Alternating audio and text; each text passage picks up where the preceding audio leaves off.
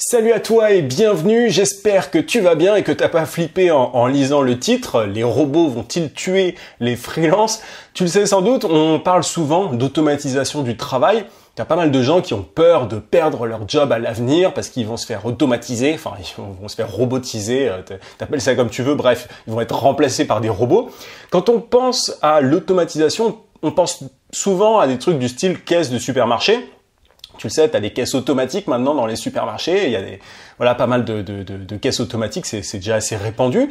Tu as aussi le magasin d'Amazon qui est un bon exemple. Tu sais, ils ont fait un magasin, je sais pas si c'était éphémère ou s'ils le continuent, mais un magasin dans lequel tu as absolument aucun être humain. En fait, tu peux directement aller payer tes produits toi-même. Bref, ça c'est le truc auquel on pense le plus directement.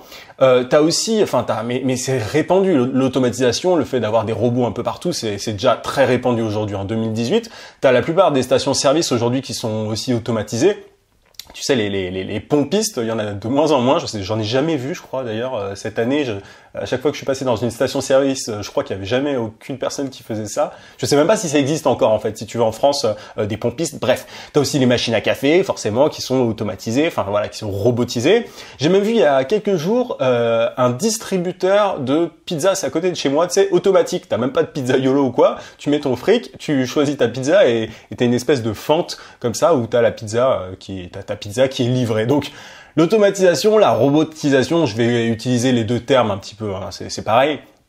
C'est déjà quelque chose de très répandu et à la vitesse où ça va, il y a certaines personnes donc qui se demandent si elles vont pas perdre leur job un jour.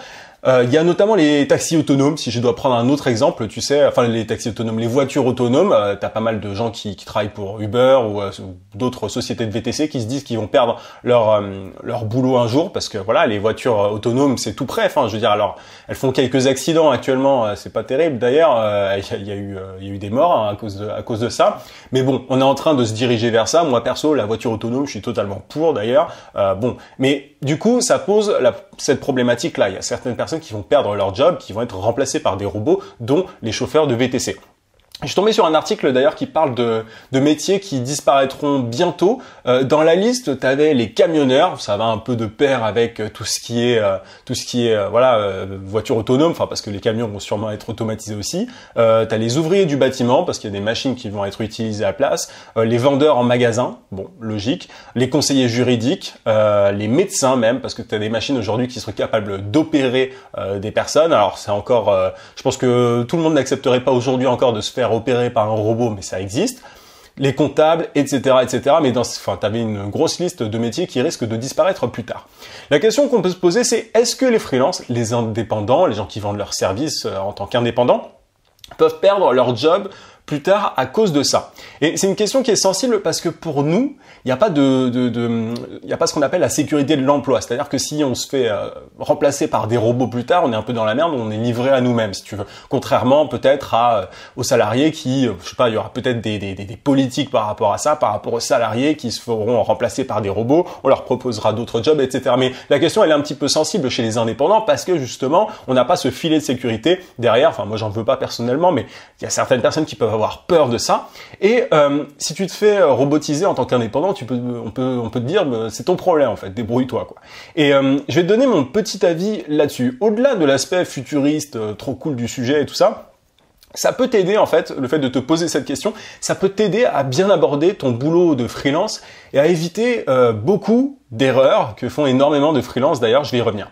Je te raconte un petit truc d'abord. Hier, j'étais en train de préparer un compte rendu pour un de mes gros clients, pour le coup, avec qui je travaille avec mon équipe, si tu veux. On a travaillé, on a fait un premier mois avec ce gros client. Et j'ai mis en avant des chiffres, des résultats qu'on a obtenus pour lui. Il y avait des statistiques, etc. Donc j'ai fait une espèce de tableau, si tu veux, où je mettais en avant les différentes statistiques, les résultats chiffrés en fait qu'on a eu pour lui. Mais après ces chiffres, en fait, ce que j'ai fait, ce sont des recommandations stratégiques. C'est que je me suis pas contenté en fait de simplement mettre il y a eu tant de conversions, vous avez eu tant de clients, vous avez gagné tant d'argent, etc. Je me suis derrière, en fait, une fois que j'ai fait le constat, si tu veux, que j'ai fait le simple reporting des résultats, j'ai fait des recommandations stratégiques pour améliorer tout ça, pour que si on continue ensemble, si on recommence à travailler ensemble pour un autre mois, puis un troisième, etc., pour que tout simplement ça soit, on aille crescendo, si tu veux, qu'on ait de meilleurs résultats. Et je me suis pas contenté donc de reporter les résultats qu'on a eus, j'ai proposé des optimisations, des améliorations, et c'est fondamental, et je vais t'expliquer pourquoi. Je me suis pas comporté en fait comme un exécutant, comme un robot. Tu commences à comprendre le truc. J'ai pas simplement copié-collé des chiffres. J'ai pas juste exécuté mon travail avec mon équipe. J'ai donné des conseils d'amélioration, d'optimisation, etc. Quand on pense à un robot, on pense à une machine qui exécute des tâches qui sont similaires. Si tu veux, si le robot peut exécuter ces tâches, c'est parce qu'elles sont similaires. Voilà, c'est tout le temps pareil. Le robot, il peut exécuter tout ça à la chaîne.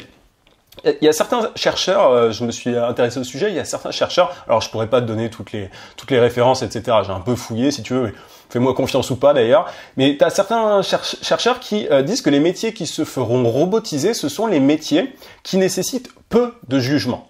Or là, pour mes recommandations, si tu veux, pour mes conseils d'amélioration, etc., j'ai justement fait appel à mon jugement. J'ai fait appel à mon imagination, j'ai fait appel à mon expérience et évidemment à mes connaissances. Un robot, il peut avoir aussi des connaissances, il peut apprendre au fur et à mesure, tu as le machine learning, etc. Je suis pas calé du tout dans le sujet, si tu veux, mais tu as une certaine forme aussi d'intelligence chez les robots, tu as l'intelligence artificielle, mais on est encore assez loin d'un robot qui cumule tout ça, créativité, tu vois, enfin, ce que j'ai dit avant, expérience, connaissance, etc.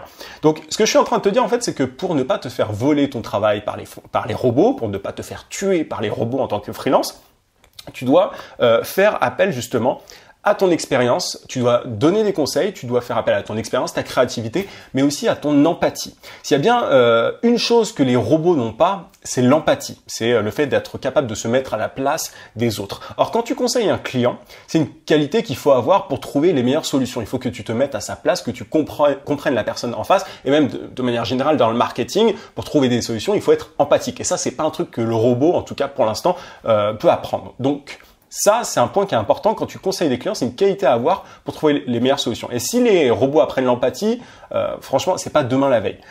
Mais tu vois l'intérêt, je regarde mes notes en même temps pour ne rien rater, mais tu vois l'intérêt de pas être un simple exécutant, un simple robot, un freelance qui remplit des missions à la chaîne, qui remplit des tâches, qui exécute des tâches, comme c'est le cas des freelances sur Fiverr, 5euros.com, etc. Bref, tu connais mon amour pour ces superbes plateformes pour freelance.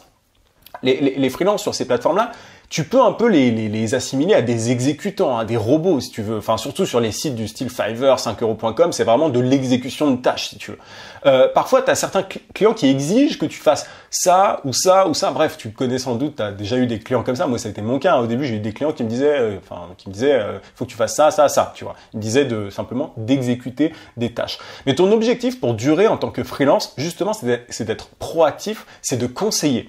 Il faut que tu te débarrasses des clients qui te disent fais ça, ça, ça, parce que sinon tu es cantonné à ce rôle de robot, d'exécutant, de personne qui ne réfléchit pas, si tu veux. Il faut vraiment que tu t'en débarrasses. Au début, évidemment, tu peux accepter ce genre de tâches. Moi, je l'ai fait aussi un petit peu, tu vois, pour faire tes armes, pour gagner un peu d'argent au début, c'est important, tu vois. Si tu vas pas tout refuser dès le début. Ça, vraiment, ce que je suis en train de te dire, c'est qu'il faut que tu tendes vers ça, vers le fait de refuser le simple fait d'être un exécutant. Mais au début, évidemment, tu peux accepter tout ça, mais au fur et à mesure, ce que tu dois faire, c'est devenir expert de ton sujet. C'est connaître ton sujet pour ne pas simplement exécuter comme un robot, mais être proactif. C'est comme ça que tu seras mieux payé et que tu pourras rester longtemps indépendant. J'ai souvent des gens qui me disent d'ailleurs, quel outil tu utilises sur LinkedIn ou alors quel outil tu utilises sur Facebook, etc. Et ça, c'est la mauvaise façon de penser. Beaucoup de personnes pensent exécution, outils, technique, astuces, mais ils pensent pas forcément stratégie. Ils ont pas une vision, si tu veux, ils ont pas de hauteur par rapport au sujet. Et c'est une grosse erreur parce que les outils, c'est bien pour exécuter des tâches, etc. Mais ça ne suffit pas. Enfin, je veux dire, très souvent, ça suffit pas. Sans imagination, expérience et empathie, les outils et les robots, ils servent à rien. Les robots, et c'est pour ça que moi j'ai aucun problème en fait avec ça. J'ai pas peur. Enfin, j'ai certains amis des fois qui me disent ouais mais l'automatisation, machin. Moi, j'ai pas du tout cette vision-là parce que pour moi les robots et même si c'est drôle de parler comme ça, mais les automates. En fait, ils marchent main dans la main avec les êtres humains qui, eux, sont doués d'empathie, de créativité, etc. Mais je veux dire, tu vois, le robot complètement autonome, pour l'instant, j'y crois pas, tu vois. Et en fait, c'est un vrai intérêt parce que ça marche justement de pair. Ce qui est intéressant, c'est que l'être humain a ces qualités que le robot n'a pas. Et le robot, en fait, ce qu'il fait, c'est qu'il dégraisse le travail un petit peu chiant pour les êtres humains. Donc c'est une grosse erreur de penser juste que le robot, l'outil, il peut résoudre le problème à lui seul. C'est pas du tout le cas. On trouve d'ailleurs assez souvent des clients, ça t'est peut-être déjà arrivé, mais des clients qui ont essayé des choses par eux-mêmes, qui ont essayer des outils, des techniques, des machins, tu vois, des trucs, et ils n'ont pas réussi parce qu'ils n'ont pas l'expertise en fait. Ils n'ont pas l'expertise du truc, tu vois. Si moi je te donne un outil que j'utilise, je sais pas, sur LinkedIn, tu n'auras pas forcément les mêmes résultats que moi. Parce que je t'ai pas transmis certaines informations, certains conseils que tu n'as pas, tu vois, pour l'instant. Donc l'outil, le robot en fait en lui-même, la machine, ce que tu appelles ça comme tu veux, ne suffit pas en soi.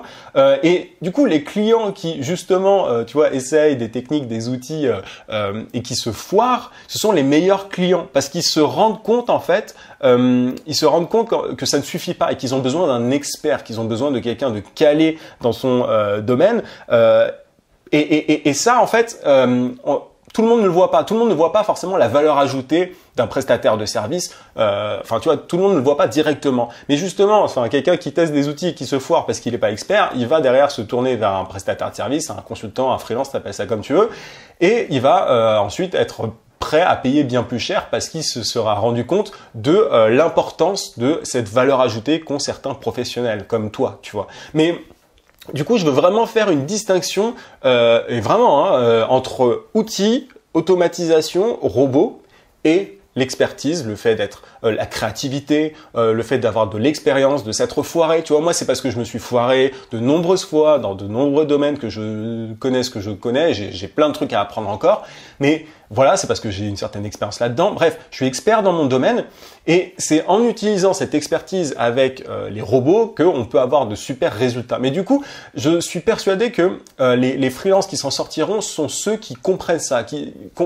En gros, ce sont les freelances qui comprennent qu'il faut avoir une valeur ajoutée en plus de la simple exécution auprès de leurs clients. Tu peux pas être juste la personne qui publie sur les réseaux sociaux. Tu peux pas être la personne juste qui écrit un article. Tu peux pas être la personne qui, je sais pas moi, qui fait des photos. Tu peux pas être la personne qui va faire de la pub Facebook. Et encore, tu vois déjà, tu as une plus-value qu'un robot ne peut pas forcément faire parce qu'il faut se mettre à la place des gens quand tu fais une publicité, etc. Bref, mais tu comprends que ton expertise est importante et les robots, je veux dire, qui vont uberiser, si je peux mixer les termes un peu comme ça. Ce que les robots vont tuer, en fait, ce sont les simples petits exécutants qui existent sur Fiverr, sur 5euros.com et sur beaucoup d'autres plateformes pour freelance. Mais ceux qui font le choix, parce que c'est un choix en fait de devenir expert de leur domaine, d'être calé dans leur domaine, d'allier créativité, technique, connaissance, ceux-là en fait sont ceux qui vont durer le plus longtemps. Et c'est pour ça que moi, j'essaye de pas simplement te donner les armes de pas simplement te donner des outils. Tu vois, des fois je le fais. J'ai parlé d'un outil sur Instagram la dernière fois, etc. Mais ces outils, ils ne suffisent pas. Les robots ne suffisent pas. La technique ne suffit pas. Il faut derrière